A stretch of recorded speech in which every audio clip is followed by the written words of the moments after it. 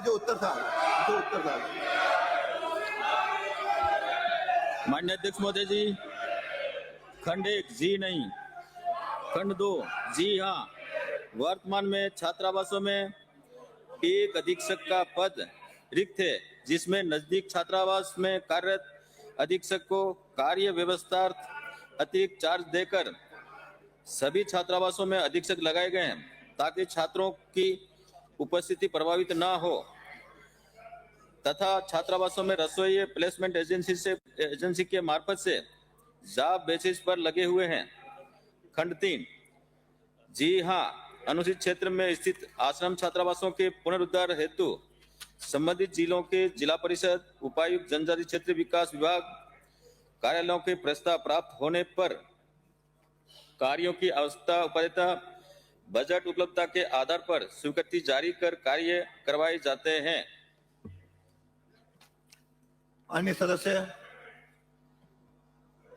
अध्यक्ष महोदय, मंत्री महोदय से मैं आग्रह करता हूं कि जिन छात्रावासों में जो बिस्तर और टॉयलेट में कहीं कमी है तो उसके लिए आपने बताया कहीं कमी है तो हम करेंगे, उसके लिए धन्यवाद। प्रश्न मेरा पहला है, 2013 और 18 के बीच में बायोमेट्रिक मशीन चालू की थी, जो पूर्व सरकार में बंद हो गई है, अभी तक वो चालू नहीं हुई है।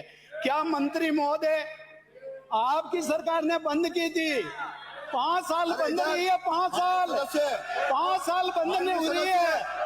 माननीय सदस्य, उसको चालू करने का अध्यक्ष को संबोधित करिए। उधर नहीं, कब तक? माननीय मंत्री जी।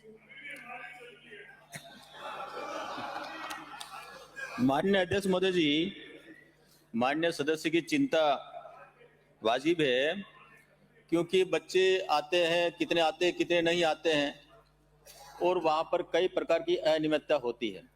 अगर पारदर्शिता से पोस्ट मशीन चालू हो जाए तो निश्चित रूप से हम देख पाएंगे कि कितने लड़के हैं, तो उसका भी ध्यान रखें। निश्चित रूप से अगर बंद हुई है तो मैं आपको आश्वासन देता हूं कि इसको दिखा करके अगर है तो इसको शुरू करने का प्रयास करेंगे। हम अगला प्रश्न मेरा ये है हाँ। कि बालिका छात्रावास के अंदर वार्डन रात को नहीं रहती है तो उनको पाबंद करें, क्योंकि बालिका छात्रावास में जो महिला वार्डन है वो अगर नहीं रहे तो रात को बालिकाओं की सुरक्षा के लिए क्या इंतजाम है? माननीय मंत्री जी। महोदय जी, वार्डन को वहां रहने के सख्त निर्देश है, वहां रहना चाहिए। आप कह रहे हैं कि वार्डन नहीं रहती है तो नहीं रहते। सुनो ना, अरे सुनो भाई, आप सुनिए, पूरा जवाब तो सुनिए। अरे सुनो तो सही। आप शिकायत दोगे तो हम कार्रवाई करेंगे ना। उसके बाद में हमारे हॉस्टलों में चौकीदार भी है,